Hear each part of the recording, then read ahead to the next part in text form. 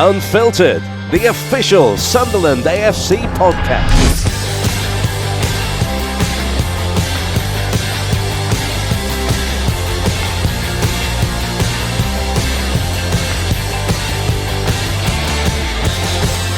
Welcome to SAFC Unfiltered, sponsored by Alpha Security. Right, hot off the back of the Aidan McGeady podcast, we're going to follow it up straight away with the first appearance for our new head coach. Lee Johnson's going to be speaking to us today, Danny. Yeah, it'll be interesting, I think. Obviously, he's come in, hasn't he, in a short space of time. You know, he's ticked 4 games off straight away, and then unfortunately, COVID's kicked in and affected the camp. So we're at a little halt now, aren't we? So I think it'll be a good time for us to catch up with him, just see where he's at in this first sort of 2 weeks of his time in charge of the team, and just assess things with him. But yeah, touching on the podcast with Aidan, I thought he came across well. You know, he's been out in the cold for a year or so, as he said, and he's just looking forward to getting back playing now, you know, and contributing to the team and hopefully getting us going again in the right direction.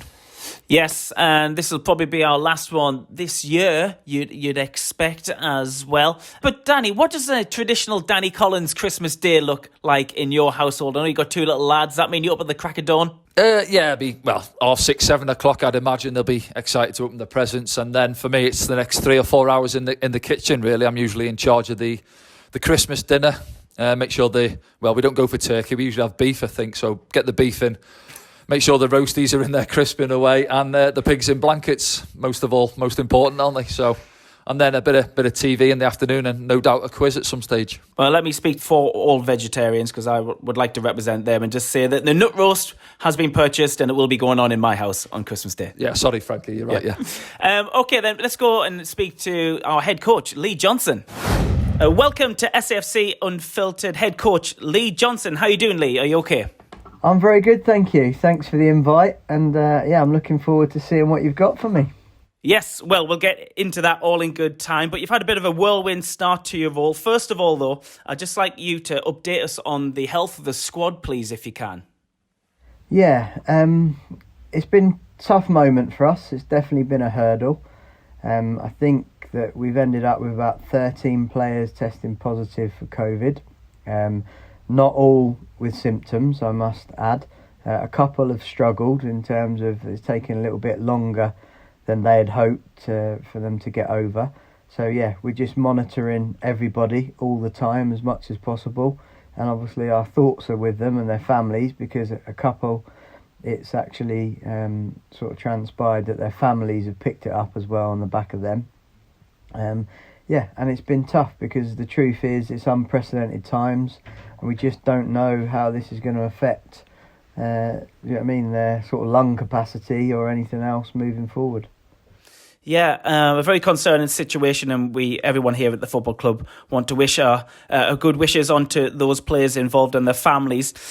Looking back at the last game Sunderland were played in against AFC Wimbledon, just how many hard questions did you ask about that game going ahead, Lee? I think every hard question you can imagine. Certainly after the game. I think before the game, you have to have the mentality of being consistent with your approach, controlling the controllables, because at the end of the day it's about getting the players as up for it as possible, you know what I mean, with a maximum concentration and respect on the opposition, but mainly believing that we can go and win our own football match. And it was probably the strangest team selection I've ever had to pick in however many games I've had as a manager, and that was just based on the circumstances changing what seemed like every sort of 30 or 40 minutes. And it was a frustrating day, but at the same time I was also quite interested to see the players that maybe I wouldn't have seen had I picked my original team selection. But it must have been frustrating as well, though, because coming off that brilliant win against Lincoln, I bet you were hoping to carry on that form, I guess. Yeah, I think that was the biggest frustration. Obviously, we'd had some really concentrated tactical work and sort of detail ploughed into those sort of 14, 15 players, if you like, that got such a good win and an excellent performance against Lincoln. And like, what you're after as a manager is consistency, and that was an opportunity to be able to pick the same team to be able to be consistent in our approach and the way that we prepared for the game. And obviously that was blown out of the water, and a couple of people have said, welcome to Sunderland. Is there any silver linings to this period of time then, Lee? Are you able to pick from a full squad by the time we get back in action? Well, I suppose depending on when we get back to action, first and foremost, our 3 goalkeepers all tested positive. So that leaves us in a bit of a pickle and a bit of a position, depending on how they recover. One in particular has struggled quite a lot. So like I say, that the health and the well-being of the player has to be at the forefront of obviously any decision that's made. Mm-hmm. We've also got 4 senior first-teamers that are only available to come out of their isolation on the match day of the 29th. So there's no way they can prepare or train or do anything other than run in their lounge. I hope they've got a big lounge, because we've had to give them online Zooms to do, which have been interesting and actually really good. But also we've worked tactically online as well and made sure that we presented some slides just to see how their understanding is with the terminology and the method that we're trying to coach. So I've been very impressed with the players on that.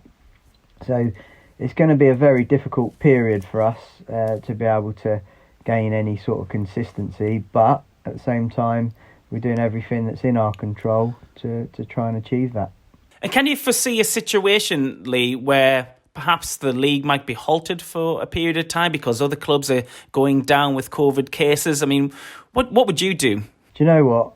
I think we've got to thrive in the uncertainty. That's all. That's the only way I can see it. Like I spend time worrying about it. You know, I spend time being positive, and I think the key is that, again, what I said before, we can only control what's there in front of us, and it's so fluid. There's so many changes at the moment, and it's difficult. It's difficult to plan, I'll be honest with you.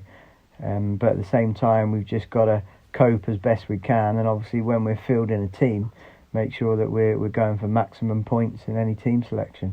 Yeah, Lee, just touching on obviously on the last selection for the Wimbledon game as well. Now I can guess you either on the morning of the game or the day before, you were probably working with the starting 11, what you were going to go with, probably, as you say, after the results at Lincoln, sticking with the same 11. And then obviously these lads are coming out. Then Aidan O'Brien comes back from the cold, doesn't he? Because he's missed 3 or 4 weeks. You've got Lyndon Gooch is coming on the bench. You've got Jordan Willis coming back in. So you're having to throw bodies into it, are obviously nowhere near match fit. And did you look at the team sheet that went out on the starting 11 against Wimbledon and think this team's obviously good enough to get the job done? I know it's difficult, isn't it, having to make them changes an hour or 2 hours before kickoff, I guess. Yeah, well, I looked at the names on the team sheet and said, yeah, those names on the team sheet are good enough to get 3 points. But what we knew as a staff were the condition of the players wasn't at their absolute maximum. Do you know what I mean? I mean, like Lyndon Gooch, he done unbelievable to put his head above the parapet and say, I want to play. Yeah. Because he was nowhere near. He hasn't even had an in pain. So for him to say, yeah, I'm good to play like 45 minutes was really showed me what sort of guts and spirit he's got. The likes of O'Brien, like I said, had I think 1 training session. Willis had half a training session, had to pull out. Obviously, the under-23s had played the day before. Yeah, a few of them were involved, weren't they? It was an interesting dynamic. Yeah, there was players turning up that I wouldn't know who they were if they slapped me in the face with a wet kipper. And with all that in mind, then, without going over old ground, Lee, have you had a chance to, sit back and take stock of your role yet?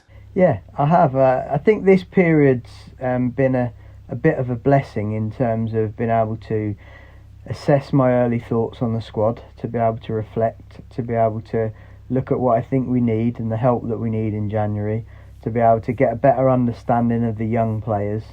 Like I said, this Sunderland job came up very quickly. It wasn't a case that I had an awful lot of time to be able to study.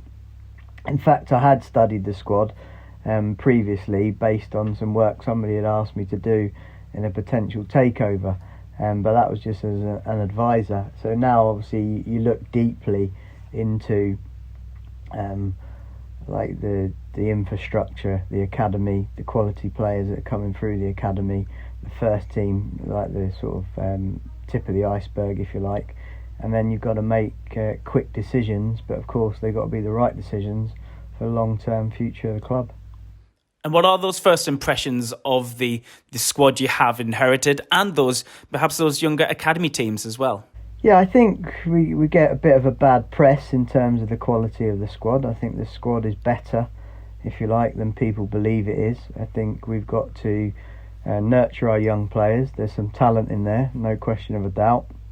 I think we've got to select the right loans programme as well, because I think it's a fine balance for Sunderland in a Cat 1 academy, having been a little bit sort of downtrodden in the recent years in terms of we've lost quite a few good players, if you like, out of that academy, and there's some great people in there working very, very hard for the cause. So what we've got to do is we've got to instill that belief. We've got to show the pathway to the first team and make sure that players understand that it's not a free ticket by all means, it's not a charity, but if you're good enough, we will plan to get you through and create that pathway through you for you. And sometimes that means getting some senior experience. The likes of Jack Diamond had obviously at Harrogate last year, and now he's stepped up and he's done extremely well. Yeah, have you identified the players that are key to success then? Yeah, I think everybody's key to success. I really do. I think it's always a collective, you know, like the way any football club is successful is through the collective hard work of an awful lot of people. They won't always get the credit, you know, in terms of the let's just say, for example, the chef is not going to get the headlines when Charlie White sticks in a last minute winner, but at the same time the chef is so important to make sure that the young players and everybody else is fully full of nutrition, if you like, and have recovered well through their food. So you could literally talk about 50 people behind the scenes that are so important. As I talked about earlier, that tip of the iceberg is the Saturday and the match day and the 3 points, but there's a whole load of effort and work going on behind the scenes to get us there. Lee, just touching well, obviously when you came in on the Saturday morning, took the Wigan game, and then since then it was Saturday, Tuesday, quick turnover in games. For a manager coming in during the season, obviously it's tougher, I guess, than when you come in at the start of pre-season. You get time to get your ideas across, you know, your formations you want to work with and stuff. So is it frustrating as well for you that you perhaps haven't had the time to work on your blueprint or your philosophy of what you want to get into the squad? Is it more a case of doing it in the meeting room on the screens? Because obviously you've got recovery sessions for lads, then you've got lads who aren't playing, need to go out and get a bit of time in the grass. So is it quite frustrating for you in terms of that, trying to get your ideas into the squad as quick as you can? Well, I think optimal is definitely having a pre-season. I think where you can have a pre-season, develop as a squad, build on performances, and actually select the pathway to work on those individual like pieces of the game model, as we would call it. So you know what I mean, you might pick a Premier League side to play because there's a themed week based on defensive protocol, and then you might go and play a non-league side that you think you can beat 10 because you want to work on try different ideas, numbers around the box and stuff like that. So however, it is what it is, and I don't think I can grumble about it. I spent 3 or 4 months sort of sat there being frustrated that I'm not in the game. You know, it's something that I love, and what I've been able to do is prepare for this scenario and actually sort of diaritise and itemise the most important key bits, and then obviously drip feed everything else on the back of what becomes the most important part of our game. What does a typical Lee Johnson training session look like? Yeah, well, look, at the end of the day, I work off a model that's called tactical periodisation, and we're starting to get very technical now, but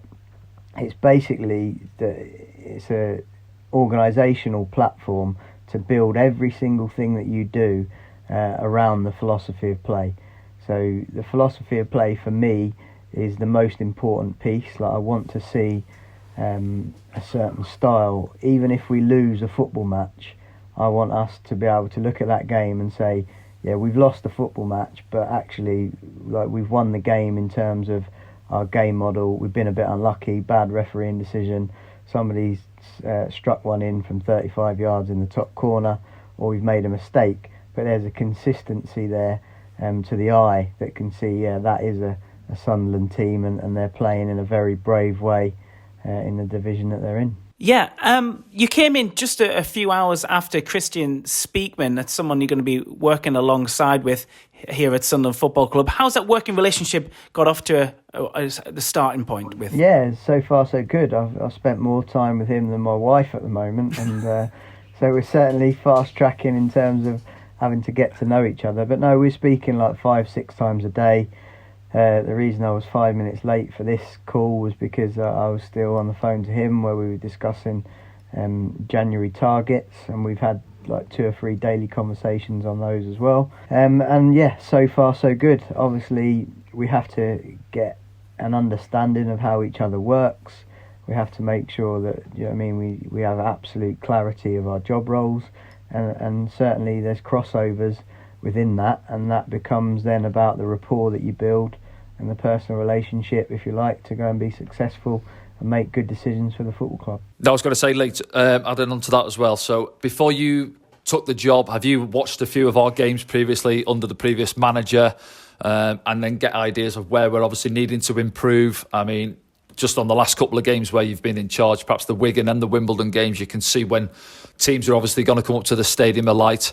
If they're down the other end of the table, they're not going to come and have a gunfight with us and play open football, more so like Lincoln did, whereas teams are going to come and sit in, make it difficult for us to break them down. Is that going to be the key over the next few weeks? Do you think that sort of final third areas where we need to improve, just to break, be a little bit clever around the box and break these teams down? Yes, I think that's definitely a excellent observation. I think, like, for anybody to come to the Stadium of Light, and most teams would bank a point if they could, and as like you've played in teams probably that were the underdog, of course, and you've played in teams that were expected to win, so like you've had that feeling and the pressure, if you like, that comes with it.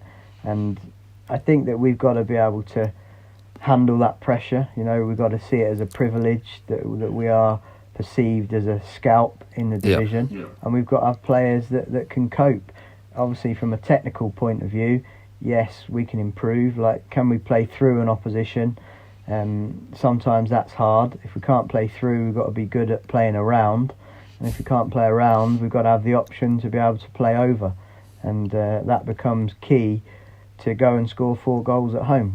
We need the first goal, because the first goal is very important. I think nearly 70% of the first goals end up winning the game, but of course that then brings the opposition out in the hunt for a goal, and then potentially leaves that space to go and create more opportunities and more chances. But I think the fans probably over the season have been a big miss in that as well, because again, as a player, when you've got like 20,000, 25,000 plus fans making the atmosphere as dominant, and sometimes more dominant actually than it is. We've had 70% possession in those 2 home games, and yet probably haven't deserved to win. Do you know what I mean? And possession doesn't mean everything. Yeah, that's what you do with it. At the same time, the clear-cut chances are very, very important, and we haven't had enough of them. But I do think with the crowd in there, subliminally, the opposition believe they're under potentially more pressure than they actually are.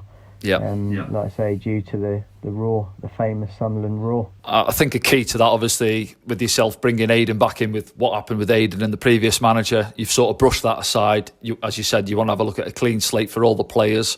He's going to be key, I think, for us, isn't he, Aidan? He's got that little bit of magic really around the box, hasn't he? He's got quick feet. He just creates something out of nothing, and I think he'll be a key player for us if he can keep fit now, get himself back in the team, and just unlocking those doors around the edge of the box, isn't he? When, as you say, teams are coming with banks of 5 and 6 around the edge of the 18-yard box for us to break them down. Yeah, and you can only take someone as you find them, can't you? And I've got a bit of a history in terms of playing against him, and him playing against my teams, and I've always respected his quality on the pitch. And the beauty of a new manager coming in, I suppose, for any player, is you don't have those frustrations or anxieties or difficulties with the previous manager. I'm not saying if I'm here in 3 years' time that won't be the case, because I've been in that situation myself, and it's not always easy to manage. At the same time, Aidan gets a new slate. He's been top class so far in terms of his attitude and application, and that's all you can ask. We know his quality, and we know that he can be the difference. He can unlock that door at this level, as we believe, and probably the level up still as well, to be honest with you. Yeah. But it's not just down to Aidan to do that. It's everybody's responsibility. You know, that could come in the form of like a centre half going up from a corner and having that feeling of I'm going to score a goal, and being brave enough to get a cut eye to win for the team. And it could also mean a centre midfielder being brave and taking that chance and that risk with that through ball. And I think it's my job to bring out the creativity of the creative players. And what I don't want to do is suppress that creativity through fear of the result, effectively, because it's the process that becomes the challenge. And if we nail the process, we'll certainly win more than we lose. I think as well, you know, looking back again at the Lincoln game, and I touched on last week, the third and the fourth goal sort of summed our performance up, really, where that's something we seem to have been lacking for me throughout the season, and perhaps some of last season, where we couldn't remember. We were speaking off air about when's the last time we sort of broke on a team, 2 or 3 passes, and we scored. Now, obviously, the third goal last week, Aidan picks the ball up in his own half. He's driving. He's got 3 or 4 options, hasn't he? Plays a good ball to Jack, who tucks it away nicely in the far corner. And then you've got Tom Flanagan stepping in on the halfway line, plays a nice little ball in behind for Chrissy Maguire. So are you encouraging the lads as well to get numbers forward and to, you know, to help out the Charlie Whites or the Will Griggs who are up in the box, who have perhaps in recent times been a bit isolated on their own in the box? Yeah, well, everything we're doing currently is about playing on the front foot. And like I say, I want to be bold. I came out and said I want a brave new Sunderland, and I mean that. And I'm willing to live or die and fall on the sword if we get that wrong. Do you know what I mean? And particularly at this level, I think that we can suffocate the opposition with the quality that we've got in the side, and we will get it wrong. Let's be honest, we could have been 2-0 down in that game from 2 one-on-ones with the keeper, but at the same time, we earned the right to score 4 goals by having that consistency. The lads were brilliant in that game. I wasn't expecting. We had 3 sessions before that game, and they took in the detail of probably 85% and actually implemented that detail of what we'd worked on. That was completely different to what they've been used to. So you have to give huge credit to them in that particular game against a side, by the way, that are second in the division, and renowned for being a good football side. For us to implement our game as quickly in a game like that. Yeah, as you say, it just limited them as well to very little. As you say, just those two counter attacks, really, wasn't it, in the first 10 minutes? But is that a thing as well in terms of, obviously we want to get those numbers forward, but at the same time not being too sort of gung ho and leaving yourself a bit short to just get caught on the counter attack as well, making sure we're well organised behind the ball. Yeah, we have to be organised behind the ball. I wouldn't say it's a gung ho attitude. I'd say it's a front foot attitude. And 2 or 3 things have got to go wrong in our protocol for the opposition to get that one-on-one with the keeper. So the lads, it's interesting, the last couple of days we've been working on these tactical Zooms, and there's a lot of terminology that I'm ploughing into them at the moment, and it's good because they're getting a few bits wrong, but that's fine. But at the same time, I'll know we've cracked it when they're speaking like I speak, if you know what I mean, and they're using the same terminology on the pitch, because it gives us that universal language on the pitch that the academy can use all the way through to the first team. So the lads are getting down bomb alley and the pomo and these sort of words you want to hear around the training ground. Well, yeah, I don't know the bomb alley one. I think that may have come from a Barnsley slide that got out, and actually, yeah, to be honest, that isn't a philosophy. That's a training aid. So I don't know what's been circulating in and around the internet, but you know what I mean, they're always a dangerous assumptions. It's definitely not a philosophy. That's an attacking aid, really, to slides. But yeah, certainly, just to give you an example, if for our 4th goal, Yeah. If Charlie White hadn't have shouted Pomo, Chris Maguire probably wouldn't have seen him because he had his head down. It was a great little bit of skill to get past the player, but of course he didn't have time to look up. So by the shout of Pomo, Charlie was able to get across the near Pomo and tuck it in at the near post. So sometimes they are a bit quirky at times, but at the same time, we're not trying to invent the wheel. We're just trying to put the ball in dangerous areas. So Chrissy Maguire doesn't think he's called Pomo Maguire now, though, does he? Yeah, we're changing his middle name. Yeah. Just wait, Lee, there's going to be 45,000 Mackhams shouting Pomo in a few months' time, hopefully, at the Stadium of Light. Moving things on a little bit, we like to keep things light-hearted, and it's obviously, 'tis the season to be jolly, so we're going to ask you a couple of Christmas questions before we move on to Danny's quiz. I just want to know what your favourite Christmas song is, Lee. Ooh, it's got to be Mariah, hasn't it? All I Want for Christmas. Finally got a number one as well this year. First time ever that's been number one. Congratulations to Mariah. I'll have to give her a ring and say well done. I just want to know as well what your favourite Christmas movie was. Oh, I'm a bit soppy like that. I like The Holiday. The Holiday. Do you know what? My wife made me watch Love Actually last night, and I quite enjoyed it. Yeah, listen. Yeah, if I'm definitely. I've got a daughter as well. 12 years old, do you know what I mean? So I get sucked in and I'm always the one like with that little tear running down my cheek. Oh, yeah. Have you asked for anything of Santa Claus this year, Lee? I'll just have fit players if Fit Santa squad. can arrange that. Just a COVID-free 2021. And it's Christmas Eve. You've got your family around you. What's your Christmas tipple? Oh, I like a whiskey, to be honest. I like a little bourbon and Diet Coke. Diet Coke's an important part of that. Because, The locals. And a nice big chunk of ice. So not many. I'm not a massive drinker, but I just like that. Just settles me ready for like a nice Christmas day. All right then, Danny, it's over to you with your quiz. Now, last week, Aidan McGeady, I think he got 2.5 out of 5. The week before, Christian Speakman got 0 out of 5. The general average score is about 2 out of 5, isn't it, Danny? Yeah, 2. I think Luke O'Nine got 3, didn't he? Lyndon Gooch got 5 out of 5, actually. Very surprising. Yeah. I've been completely hoodwinked on this quiz. In my contract, one of the clauses was no quizzes. So I'll have to. Well, they're easy. They're all about you. So we'll see how you get on. Okay. So question number 1 is: your first game in charge as a manager was on the 19th of March 2013 for Oldham. Can you name the opponents and the scoreline on that day? Hartlepool 3-0. There you go. Nice easy start. 3-0 at home to Hartlepool, yeah. Question number 2. You beat Celtic 1-0 in the League Cup final for Kilmarnock in 2012. But which 2 former Sunderland players were in the starting lineup for Celtic that day? Oh my God. So you started him with an easy one, haven't I? And then I've just upped it. It's a really difficult question. Which 2 former Sunderland players were in the starting lineup for Celtic that day?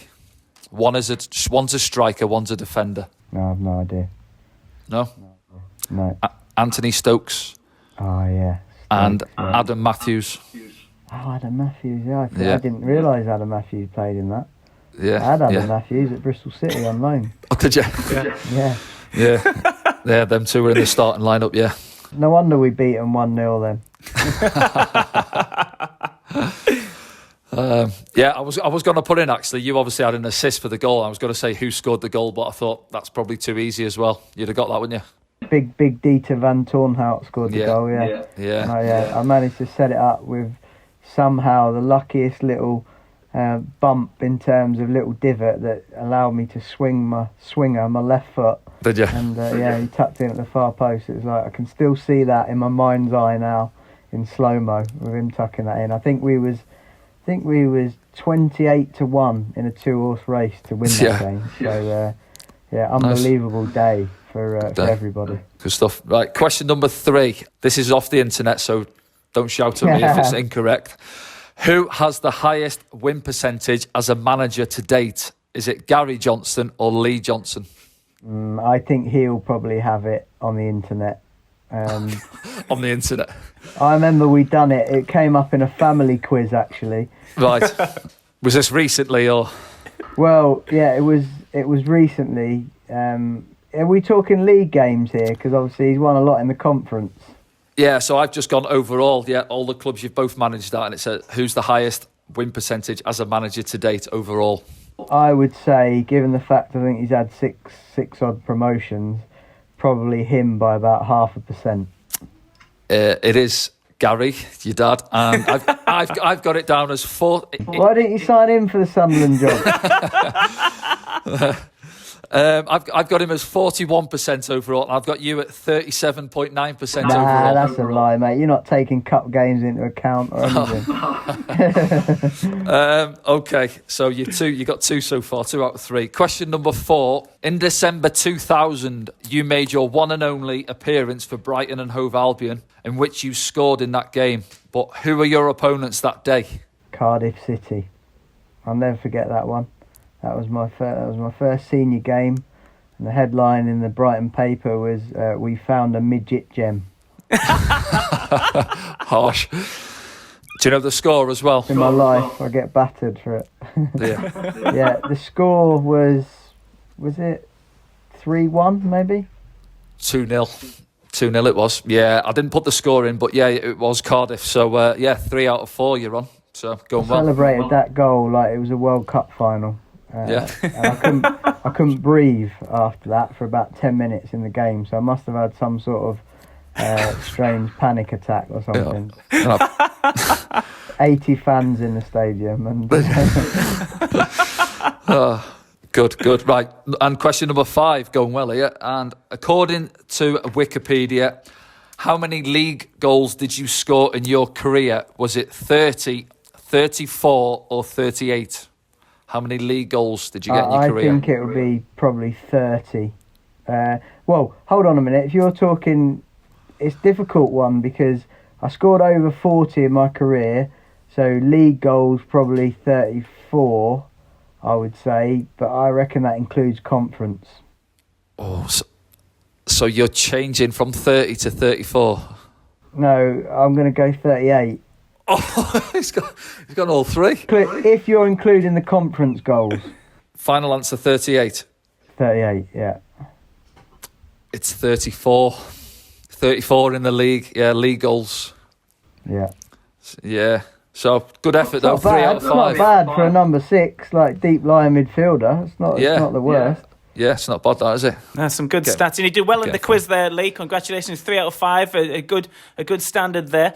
Before you go, you know the Queen does a Queen's speech at 3 p.m. on Christmas Day. You kind of like the same kind of figurehead in the northeast now for us. So have you got a message to the fans at Christmas time? Yeah, my message is simply, I can't wait to meet everybody. I honestly haven't met one fan yet. I've one fella about 30 rows behind the dugout that I'm not even sure how he gets into the stadium. It's you, Frankie, isn't it? Yeah, it's me, yeah. Give me a couple of like, come on, Jono, let's get going. I see. But in terms of like proper understanding and getting to know the people, I can't wait. I'm looking forward to doing that. I just want everybody to be healthy, to be positive. I know what a difficult time it is. For a number of reasons, financially, mental health, frustrations, people's work. So, do you know what I mean? Let's just make sure that we can kick off next year as best possible. Everybody be happy and healthy and try and really be successful and be a part of restoring this club to its former glory. So that was the head coach then, Danny. We know he speaks well, but it'd be good to see, you know, how he gets on during this season, which is undoubtedly going to be, you know, interrupted by COVID, unfortunately.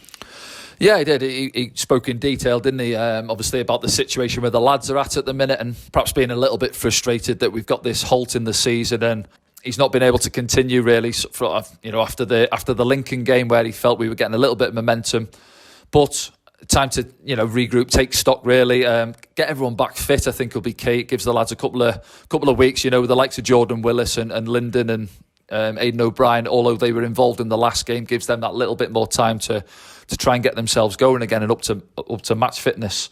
And yeah, in general, I think he come across with his ideas of what he's trying to get into the team. You know, he spoke about the Wigan games and when teams are going to come up to the Stadium of Light and pack it in their final third make it difficult, and he knows what he's having to get into the team in trying to break through teams when they make it difficult for us. You know, we've been frustrated, haven't we, when they come up here and they're trying to catch us on the counter-attack, but that's going to be his job over the next weeks and months, getting that into the team and you know, being a little bit clever around the box and breaking teams down. Yeah, it's going to be an interesting second half to the season, that's for sure. Danny, thanks very much for joining me today to do this with Lee. I just want to wish you a happy Christmas. Have you got a message as well for the Sunderland fans? Yeah, just for everyone, hopefully have a good Christmas as much as you can do, really. Obviously, we know how bad COVID's affecting everybody at the minute and everyone's spirits are perhaps down, but try and get through the next couple of weeks, and then hopefully when we get into the new year, things start to turn for the better. So wish you all the best for Christmas. And just before you go as well, then, Danny, the gaffer having his first attempt at the quiz, what did you think of his performance? He done okay, didn't he? He said he wasn't too keen on quizzes, perhaps general knowledge, but it helps that they're obviously about him and his career. But yeah, was it 3? Did he get 3? Yeah, he got 3 out of 5, didn't he? So changed his mind a few times on the last one with the goals he'd scored in his career. But no, it was a good, solid effort. I think it puts him second on the leaderboard alongside Luke O'Nien. So a good effort. A good effort indeed. Right, Danny, I imagine we'll see each other very, very soon. Take care. Bye for now, Frankie. See you soon.